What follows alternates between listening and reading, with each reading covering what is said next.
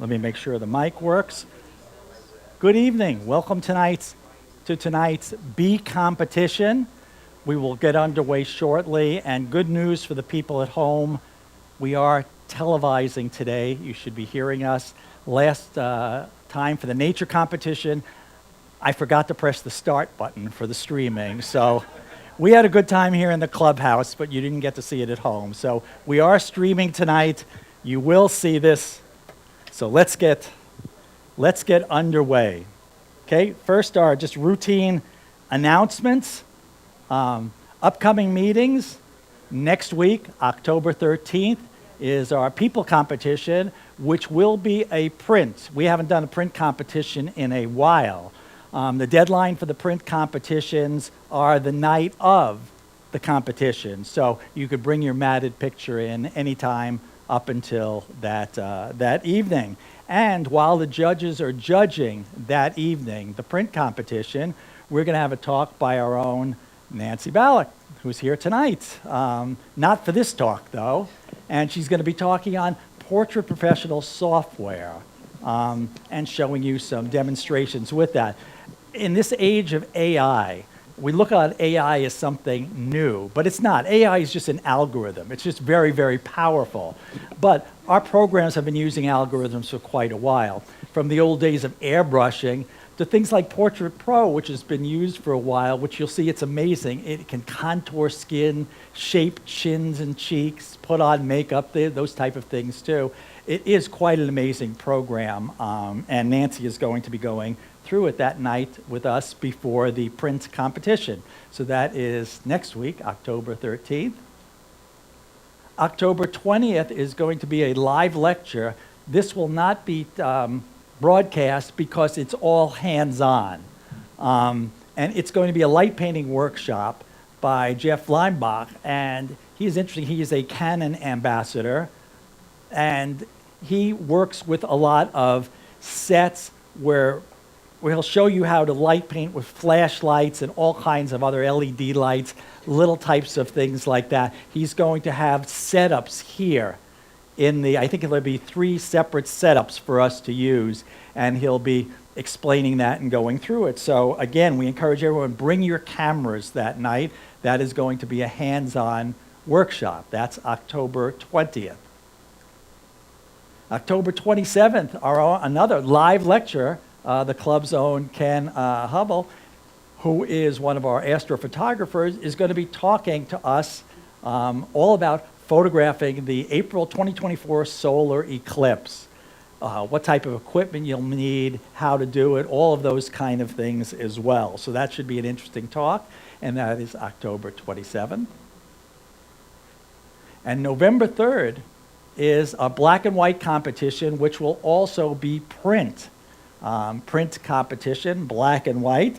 And our lecturer before that, we're really scrounging the bottom of the barrel here again, is going to be myself, talking again, giving a lecture that I gave about 1.5 years ago, which is great because it's just so confusing a topic or whatnot, and I've updated it.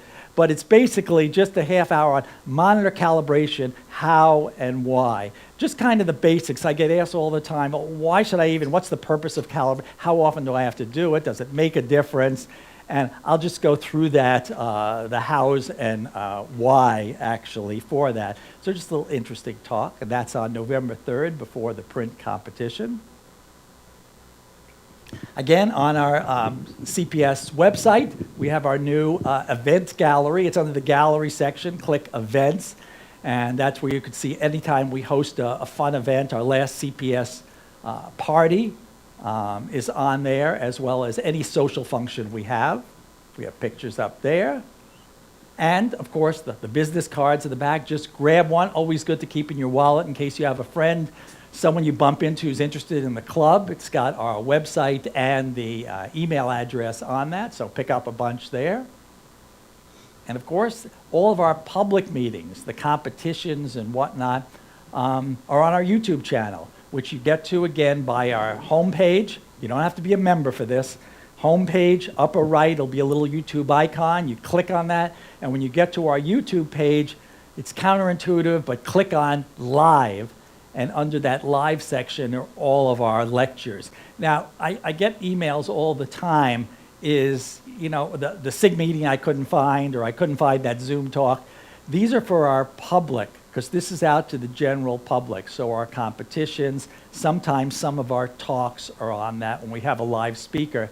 But our members only, our Zoom, all the Zoom presentations we do are for members only, and the SIG meetings are for members only. And they could be found not on the YouTube channel, but on our website. You just sign in with your credentials and go to the member section, and you'll see all of those videos there. So that is it for the announcements. And without hesitation, we'll get underway with people. Margie, do you want to say anything? I will turn this off here. Hello, here we go. I'm Marge Brady, the chairperson of the Bee competition. This is the first competition of this year, and welcome to everybody who came. And we have 37 entries, 37 entries tonight, which is just awesome. So I'm so glad that you guys all gave us so many entries. Our three judges are Nancy Ballack, Ben Kenworthy, and Bev Kenworthy, and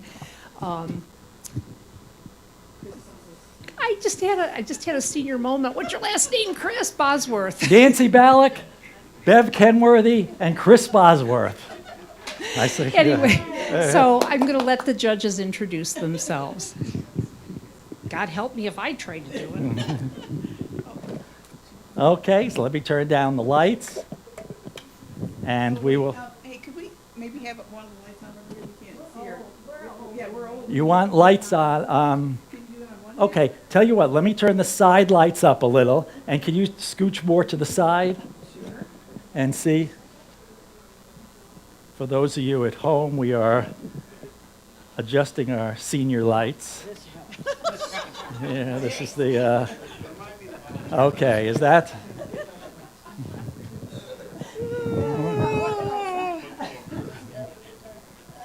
Okay, let's get things set, and let's bring up our first picture.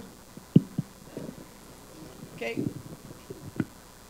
This one's mine. Not mine, I'm doing the critique on it, sorry. Okay, I have the vibrant color of this photo is a treat for the eyes. I can only imagine how exciting it was to witness and photograph the scene. Getting the right exposure as well as focus in this type of lighting situation can be difficult, but the maker of this photo did a good job of doing both. The photo is very well composed with the dominant yellow balloon placed near the left third of the frame. All the other balloons are nicely situated within the frame of this photo, but do not overpower that bright yellow balloon. Keeping the crowd in the dark adds a nice subtle touch to the bottom of the frame.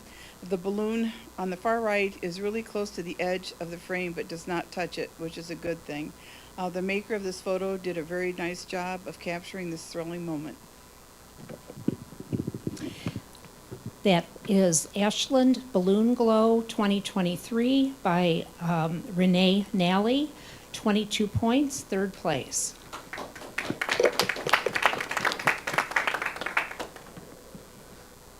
Hi, Chris Bosworth here. All of us here tonight is kind of unusual, are the ones who judge these. So I never know. I usually, if I'm reading these, I say so-and-so says. But if I says Chris says, I'm going to be schizophrenic or something. Okay, so this is an excellent canine portrait. The overall exposure looks good, although the lighting looks a little flat. The shallow depth of field and resulting pleasing bokeh serve to emphasize the dog. The placement in the frame, although centered, is good because of the head tilt of the dog. There's a good catch light in the eye, which begs the question of the dog's left eye. I have photographed a dog having only one eye, and this would be the best angle of view for that circumstance. If the dog has both eyes, it would have been better to include both eyes. If there's room for it, I wonder how this would look as a portrait crop. That is Big Boo by Rochelle Kovacs, 23 points, second place.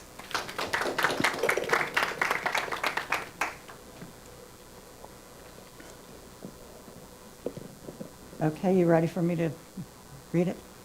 Okay. This is the bokeh we all try to obtain and really makes the butterfly and flower pop off the page. But looking closer, I question what the subject is meant to be. One of the vital focus points on any bug or beast is the eye. In this case, the tips of some of the flower, the legs, and the lower wing are in good focus. Assuming the butterfly is the subject, I would crop out a great deal of the flower, giving it less importance in the photo, and try next time to include the rest of the butterfly in the photo. Always keep in mind that the lightest and brightest spot in any photo tends to draw the eye, especially when it is the item in sharpest focus. Butterflies are difficult to photograph. They fly erratically, and it can be difficult to keep focus on the eye. It takes a lot of confidence and a lot of practice to nail one, and this came really close. This is Black Swallowtail Butterfly by Andrew Garoy, 20 points.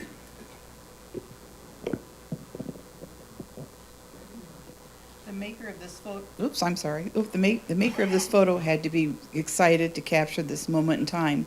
The main subject of this photo is that beautiful bird. You'll have to excuse me, I don't know what some of these animal or birds' names are, so I'm just referring to in generic purposes.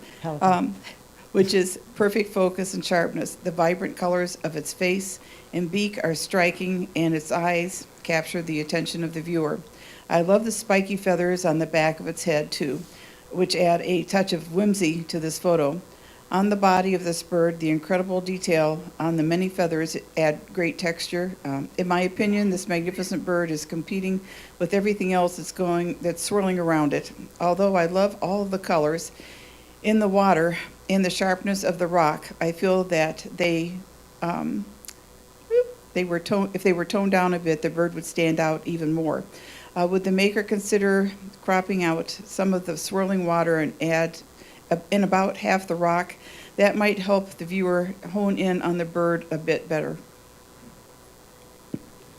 This is Boston Harbor Resident by Diane Glatzer, 25 points, first place.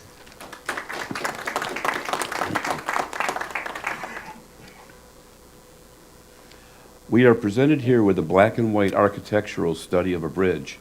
I like that the photographer chose to position the bridge diagonally, but not go exactly corner to corner.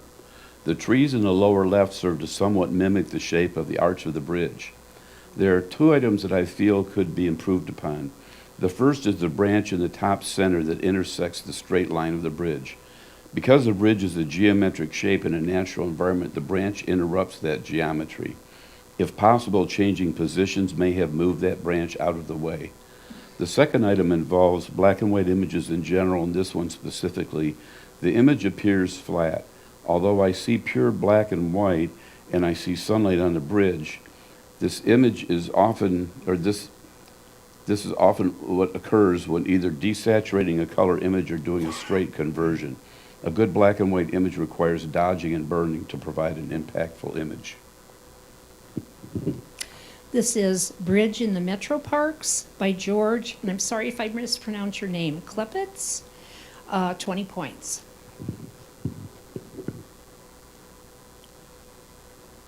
This book invokes a feeling of nostalgia. The focus on the books is sharp, even through the glass. The partially open door makes you wonder if you're being invited to pick one up and read it. The angle of the glass allowed you to see through it rather than the reflection of whatever else was around it. Whether by accident or design, technically an excellent choice. I do think that taking a step back would improve the photo by showing more of the cabinet. Having the full door in the photo would improve the composition, as would cropping on the left side. The sliver of the cabinet included adds no value to the photo and serves as a bit of distraction. Overall, though, a really nice, pleasing photo. This is Enter into a Special Place by Lance Mayer, 18 points. This is a great This is a great action shot. The maker's timing could not have been more perfect. Your shutter speed was spot on to be able to stop motion and capture the main subjects in good focus. I love the expression on the queen that's in the background. Back there, she's holding her hand over her face like she's in shock. In the background, as the man is jumping through the flaming hoop. If I had to offer a suggestion that might improve the photo, would be that would the maker consider cropping off a little bit of the light pink rim of the ring just up to the bottom of the horse's tail, and crop out the man with the lime green shirt on the left side of the photo. These are just minor suggestions. This is Fire Jumper by Wendy Kohler, 21 points.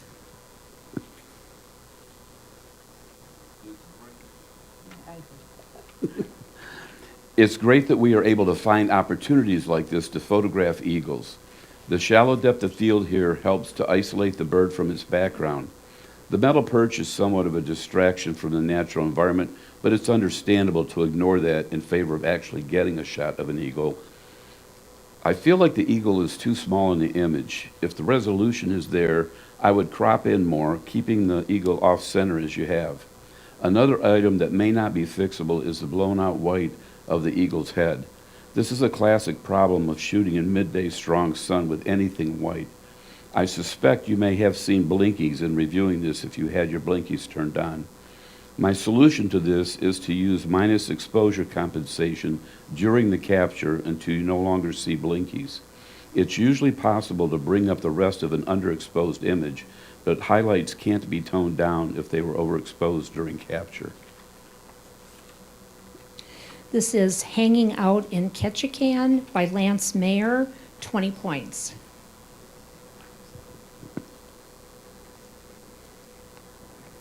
The lush green and craggy shores shout Ireland, Scotland, and northern UK. The foreground focus is spot on, as is the rich color. This photo could have been improved with a landscape orientation showing more of the wave, the beach, and the coastline. I appreciate the reason for taking this photo in portrait orientation and the desire to tell a story that includes the castle. But because of the difference in saturation of color and definition between the top half and bottom half of the photo, this could have been very successful as two photos. A bit of shadow brightened in the lower half, a bit of work on the sky, and highlighting of the castle in the second. As a single photo, the portrait orientations tends to take a beautiful scene with so many elements and make it a bit cluttered. In this case, the bottom half overpowers the top. I would love to see the photo if the photographer took a landscape orientation of that bottom half. The impact of that photo would be stunning. This is Irish Castle Coastline by Richard Poland, 19 points. The photographer had a difficult decision to make as to where the proper crop should be for this bright red truck, and did an excellent job of doing so. I'm guessing that there were a lot of things surrounding this truck that could have competed for the attention, but the angle, focus, and composition of this photograph is just about perfect as one could get in this situation. Even the blue sky and white clouds add to a cheery feel to this photo. The photographer did a great job of capturing this snazzy red truck. This is Jet Truck Hot Streak 2 by George Klepitz, 19 points.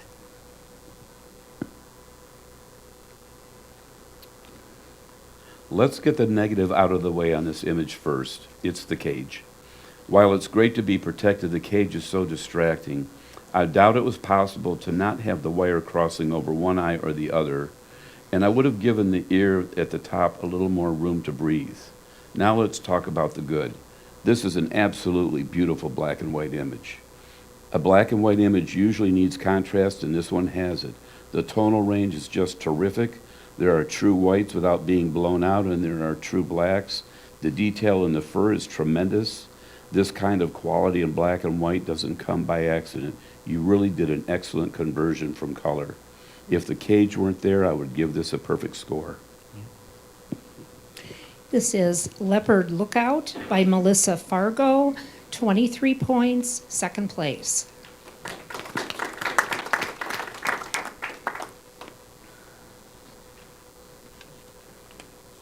A great catch to find a bear with his tongue hanging out.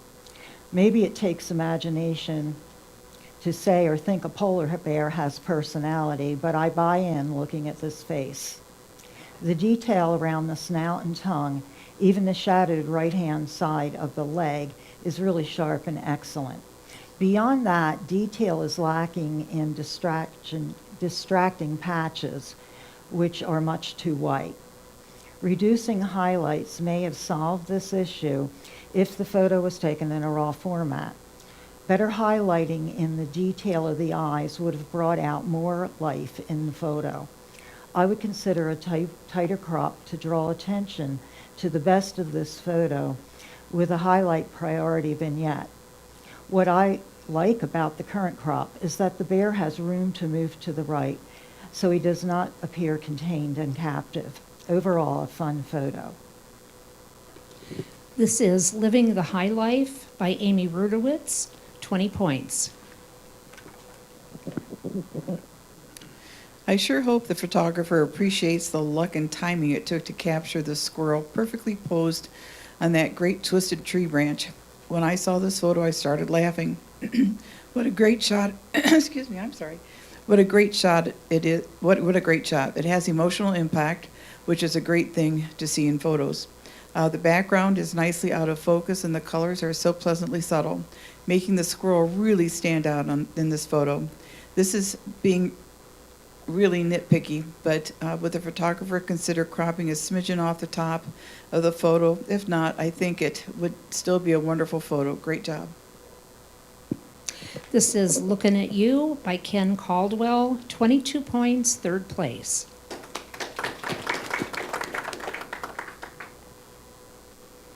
This capture of a monarch butterfly is why we love macros so much. We get to see the detail and wonderful colors, both of the butterfly and the flowers. The exposure on this is perfect, and the yellow and the shallow depth of field complements the flower on which the butterfly is feeding. The out-of-focus flower on the lower wing of the butterfly is somewhat distracting. This is a case for shooting in burst mode and following the butterfly as best as you can to hopefully get a clean shot. Also, I think this image would benefit from a slight change in cropping. I would crop off some of the top of the image. There isn't anything important there, and it would take the butterfly's head out of being in dead center. This is Monarch by Ken Caldwell, 23 points, second place.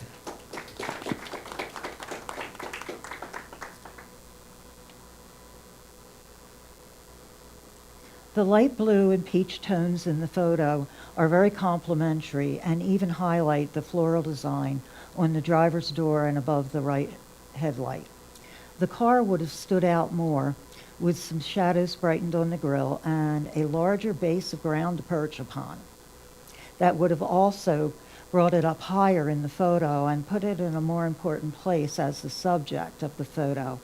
And we would have seen the shadow making it look less like it was dropped on the sunset in a composite. The sunset and tree are also very predominant and fight the car for dominance in this photo. The car is in sharp focus, but so is the tree, which takes a full half of the photo, compared to about a quarter for the car. Some of the tree is vital to the photo as it shows in reflections on the car. I do want to acknowledge that the car shows well technically. It is the placement and composition that could be improved. This is ND Racer by Jordan Tetzel, 19 points. This photo not only has impact, but it is also a great action shot. The photographer's timing was perfect. The viewer can almost hear the roar of the crashing surf, which probably drowned out the screaming coming from the surfer. That looked like a vicious wipeout. The surfer's position within the frame, rule of thirds, and is visually interesting. From From the looks of it, I'm guessing that there was some extra sharpening done to get the surface extremities and his brightly colored swim trunks in sharp focus. It is really easy to over sharpen a photo, so that might be something to consider in the future. Although I know the shadow near the bottom of the photo is from the surfboard, it kind of looks like it's a shark's fin, which could have added a whole other ending to this storied shot. Great capture. This is Not Looking Good by Diane Glatzer, 25 points, first place.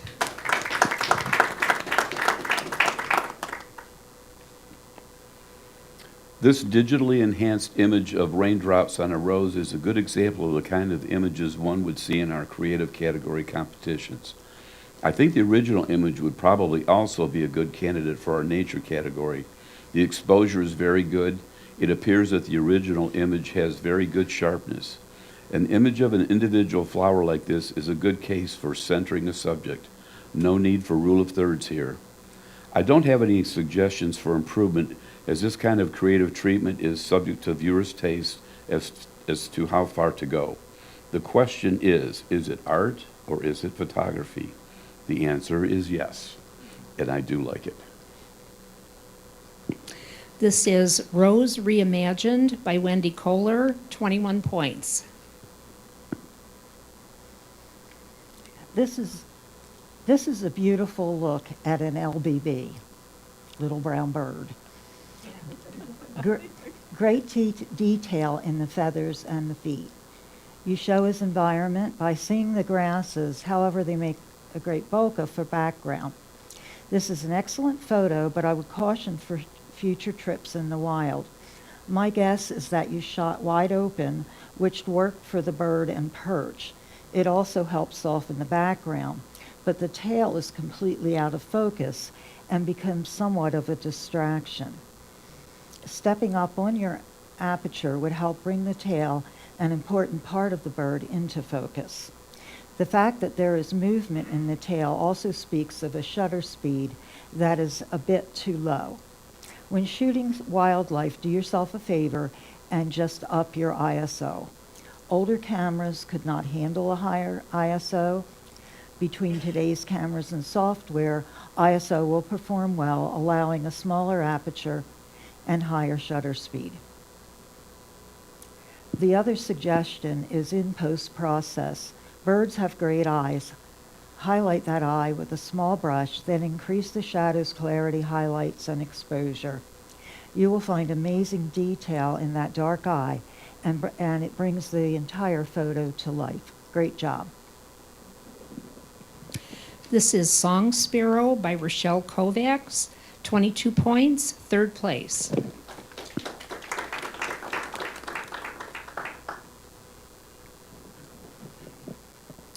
Clouds can add so much drama to any photograph, like they do here against these snow-covered mountains. The photographer maintained perfect exposure and detail within both the clouds and the rugged mountain. The beautifully captured clouds in front of the mountain peak add a bit more mystery as to what was happening behind them. It is interesting to see the two types of cloud formations in the foreground and the background. This scene had to be thrilling to see in person. I envy the photographer. Beautiful work. This is Spring in the Alps by Richard Poland, 23 points, second place.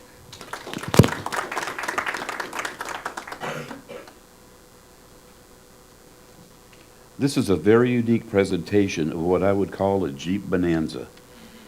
I must admit I had trouble figuring out which wheels go with which Jeep. I wish all of the headlights were on, but I guess that was out of your control. The diagonal placement gives the image a dynamic feel. The tree branch in the upper left doesn't bother me. It gives a sense of depth and helps to frame the subject.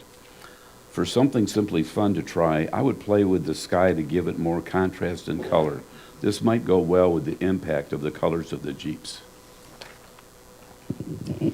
This is Stacked by Melissa Fargo, 21 points. Did I miss a page? Oh, there it is. Okay. Nice exposure, great detail, good color. You even caught a face inside the car, which speaks to a proper choice in your settings. A brush on the windshield and driver's side windshield, or window, excuse me, with a small dehaze adjustment would help with glare and further clarify that detail. So the car and contents are well done. Sadly, you took a great photo of a car and didn't straighten the photo.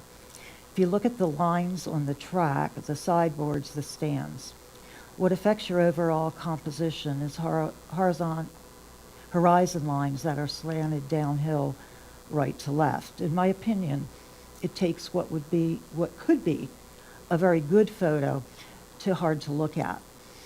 A straightening of the lines, a better crop, and you have a really great photo.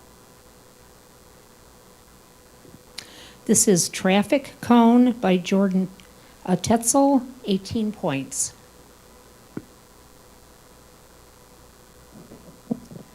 This is an interesting composition and has an abstract feel to it.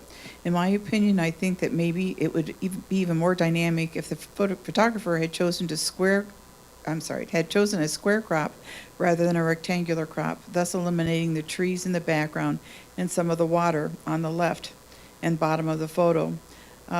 This would have given the photo even more of an abstract feel to it.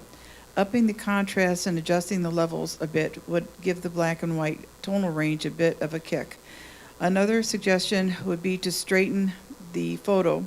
The poles in the water are leaning to the right. Photography is a learning experience. I hope the photographer might try some of my suggestions on this photo. For me, I always find it fun to experiment with my photo editing, and I hope you will too. This is Two Boats in the River, and I apologize if I mispronounce your name, by Peter Tchaikovsky. Close enough? Okay. 19 points. This looks like it would be a good candidate to be framed for home decor. While my first impression was that it would make a good black and white, I like it the way it is. The earthy tones give it an overall rustic feel. While one might be tempted to shoot this straight on, the composition here is very good. There are diagonal leading lines everywhere. The only improvement I would suggest is to remove the sign visible between the slats that looks like it says America 1776. Its lighter color draws my attention away. This is YA Basic by Peter Tchaikovsky, 19 points.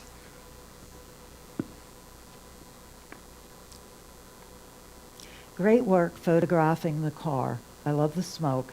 It adds depth and motion to the event. With a straightening of the background elements and a better crop, the photo would stand out. A landscape orientation would have worked well. It would have given the car and the smoke somewhere to go in the photo and room to crop the photo. I suggest cropping just below the bottom of the sideboards. That way you eliminate issues perspective can offer, include the far side of the track, and also take a few inches off the bottom of the photo. Excellent auto photography, but portrait orientation gives you too little to work with. Great photography involves more than just the right settings. Composition is just as important. I have no doubt you will improve in leaps and bounds as experience adds those extra elements to your photography. This is All the Smoke by Jordan Tetzel, 18 points. That's exactly how I felt when I looked at this photo, too. This beautiful woman's moxie is to be admired. She appears to be the type of person who could bring life to any party and joy to the lives of others. This is a fun photo, and I hope the photographer was able to share it with her. The photo itself is a little overexposed and can be easily fixed with the levels adjustment, making the photo a little less bright. The white background probably wasn't the best choice since her hair is and skin are fair-toned, and her light-colored hair seemed to blend too much with the background. However, the white background does look good against her vibrant clothing. I wanted to go to lunch with her. She Yeah. wanted to go to lunch with her. This is Candy by George Klepitz, 21 points. This is an almost comical image of some kind of dispute. The overall exposure looks good, although the lighting is a little flat. The out-of-focus background does a good job of keeping our attention focused on the birds. Dark-colored birds like these are very hard to properly expose. I think I would try to use some kind of masking to lighten the shaded areas of both birds, but it would take a light hand to keep it looking natural. This is Chat at the Suet Bar by Renee Nally, 22 points, third place.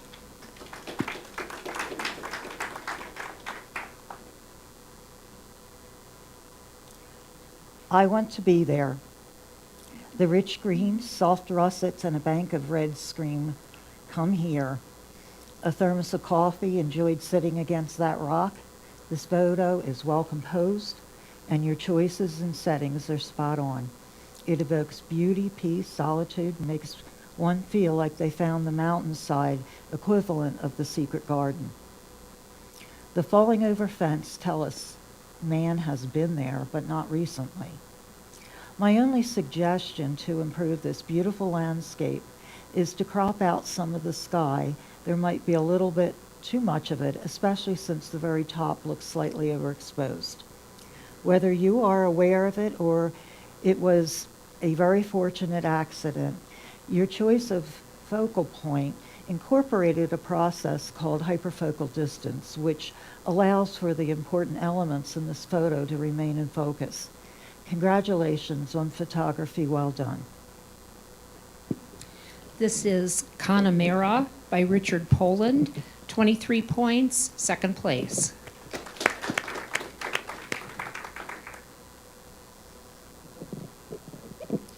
This is such a dreamy, calming photo. It has a Zen-like feeling. The composition is perfect with the dark blue iridescent, I'm calling it a dragonfly, I'm not sure, situated within the rule of thirds. The photographer has given this dragonfly plenty of room to rest within the frame, meaning that the photographer did not crop too close to the dragonfly. The plants are softly out of focus, but are perfectly situated within the photo. The soft background is gorgeous and beautifully enhances the foreground subjects. My only suggestion is that the dragonfly could have been a bit sharper, which can easily be corrected in post-processing if the photographer wishes to do so. This is a beautiful photo. This is Ebony Jewel Wing by Ken Caldwell, 21 points. I really like the feel of this image. It has a very calm, peaceful feel to it. The diagonal line of the tree serves to anchor an otherwise ethereal subject. The muted tones throughout help to give it an earthy feel. The lighter area in the upper right is not bothersome because it is subtle and not too bright. There's a somewhat distracting element in the selection of the depth of field.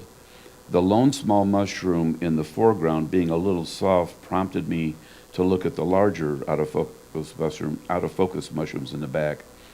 One suggestion I have for any macro shot is to shoot with a variety of apertures and a variety of distances from your subject. This gives options in the depth of field when you go to select a final candidate.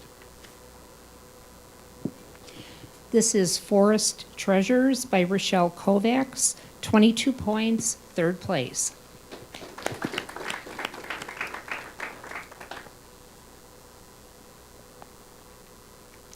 I am really delighted that this is being presented in black and white.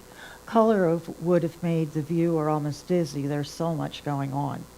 You offer a great part of going to the fair. Everybody needs to win a teddy bear. Since you present in black and white, I have to assume software was used, so I do have a couple suggestions. The photo could be straightened by using either the transfer or geometry tools. There is a lot of focus, which adds to the busyness. I guess I misspelled that or something. It should be busyness, not business, of the photo. A larger aperture would have softened some of the background clutter and made it easier to choose which bear went home that evening. Even a linear gradient or other masking to either soften or darken the background, everything behind the attendant and front row of the bears would bring more attention to the game itself. Overall, this is a very fun and very impactful photo, reminding me my time as a child going to the boardwalk along the East Coast with my grandparents. This is Gaming at the Fair by Wendy Kohler, 23 points, second place.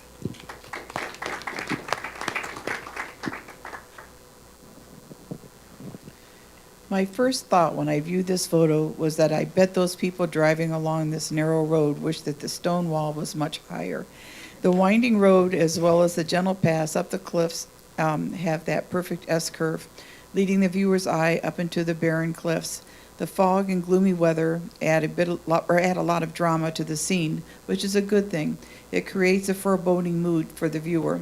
The dark, rocky cliffs add a wonderful contrast to the gray waves of the ocean, and the fog-covered shoreline in the background give a sense of depth to this photo. Nicely done. This is Irish Curve by Katie Sonderman, 23 points, second place.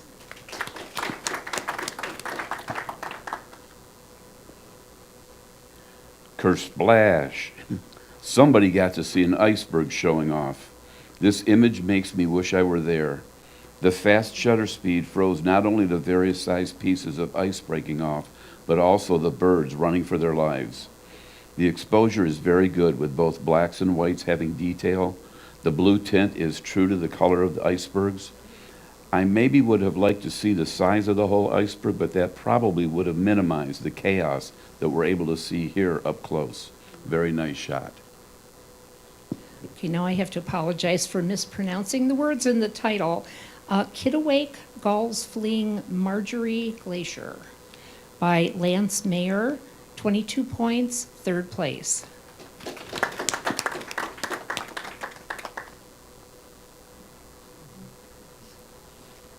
I love this delightful photo showing a quiet moment with a toddler.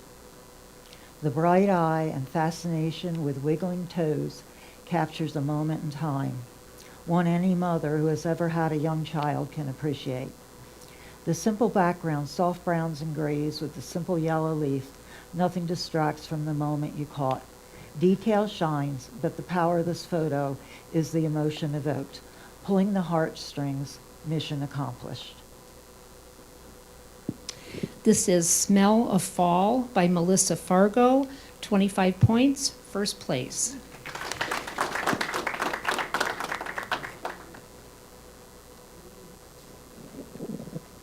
I really enjoyed looking at this photo. I could actually envision myself walking into this stunning alleyway, looking up at the wet paint behind the ladder and above the blue plastic tarp. Having the ladder and the blue tarp plus the wet paint sign on the door just adds a more everyday interest to the scene. It is unexpected. The composition is so interesting, and this photo is interesting from foreground to background. The walkway and steps lead the viewer's eye up into to every part of this photo. Discovering the little alleyway was a great find, and I congratulate the photographer for doing such a great job photographing photographing it so splendidly. This is Somewhere in Back Bay, Boston by Diane Glatzer, 22 points, third place.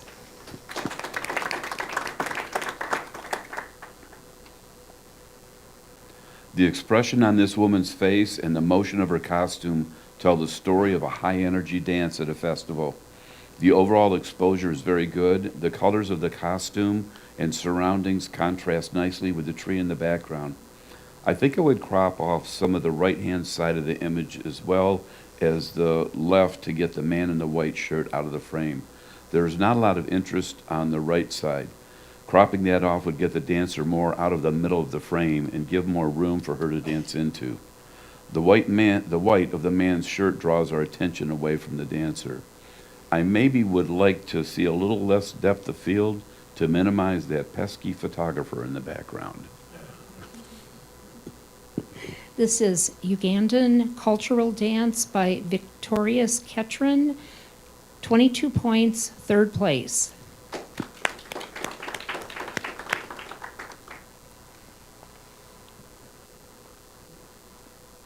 Love the detail and dedication caught. This dog is gazing with love to the individual behind the camera. His eyes are bright and a sharp plane of focus, including his face, chest, and the brambles, fade pleasingly into the background.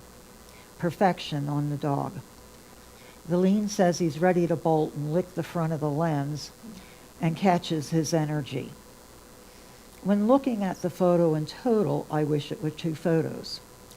One of the dog with the perfect layering focus, detail background, and finally great bokeh. There is the other half with out of focus and overexposed daffodils. There are ways to address the exposure issues with the flowers, but not a way to aesthetically address the focus. Removing the daffodils and removing the one green leaf would leave a nearly perfect portrait of this adorable bundle of fur and energy.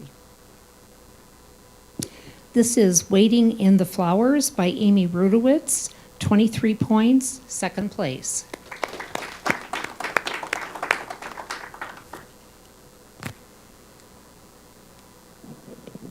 Goldenrods are so abundant at this time of the year and add so much beauty along roadways and in the open fields. It is understandable as to why the photographer decided to take a photo of the goldenrod shining in the sunlight. The foreground goldenrod is mostly in focus as compared to the out-of-focus goldenrods in the background, creating a nice shallow depth of field. Since the photographer has chosen to make the goldenrod in the foreground as their main subject, would the photographer consider cropping it a bit more on the left-hand side to narrow our view and make the foreground goldenrod stand out more? This would create more of a vertical photo. Also, for future info, when cropping a photo, it is suggested that the main subject not barely touch the sides of the photo, like the little piece on the foreground goldenrod does. It is preferable to either crop a bit more off to look like it was done on purpose, or to leave a bit more room so it doesn't touch the edge of the photo. This is Yellow Flowers by Peter Tchaikovsky, 20 points. And that concludes our competition. Thank you, everybody, for participating, and hope you'll be here next month for the second bee competition, which is on November 10th, which is also a projection competition. Yes, thank you all for coming, and thank you very much to our judges also.